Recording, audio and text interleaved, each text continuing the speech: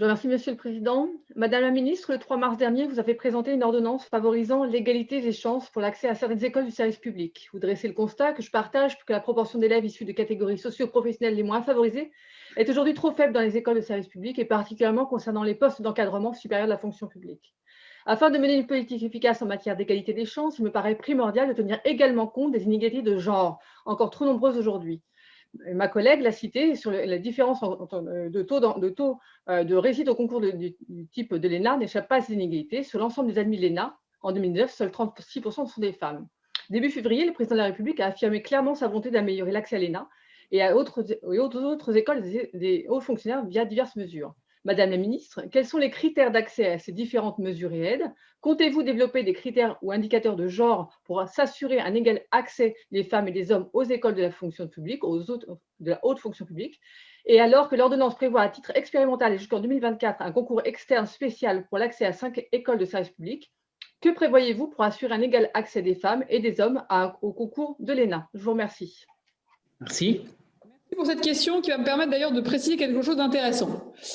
Aujourd'hui, dans les classes prépa intégrées, qui, comme vous l'avez compris, sont l'embryon à partir duquel nous créons nos classes talents, nous avons 60% de femmes. Quand vous allez dans les classes prépa plus connues de Sciences Po, de la Sorbonne, vous avez plutôt 35% de femmes. Donc, il n'y a pas de mystère. C'est que si on a eu 37% de femmes admises, je crois, à l'ENA dans la nouvelle promotion, c'est le reflet du nombre de candidates en proportion. Donc, plus on fera, et on voit qu'on s'appuiera sur ces réseaux plutôt en lien avec les universités et plutôt territorialisés, plus mécaniquement, vous voyez, aujourd'hui, dans ces classes prépa intégrées, il y a 60% de femmes.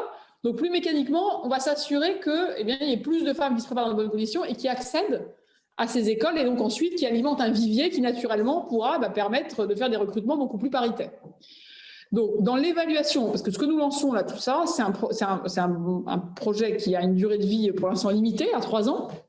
Et pour savoir la manière de le poursuivre, de l'ajuster, etc., un des critères d'évaluation, c'est évidemment des critères hommes-femmes, de diversité d'origine géographique, s'assurer qu'on arrive vraiment à capter les meilleurs étudiants sans biais géographique, et qu'on arrive, notamment au sein d'un bassin d'une université, s'assurer qu'on n'ait pas que ceux qui ont, par exemple, passé leur bac dans les centres-villes des métropoles qui sont autour de cette université.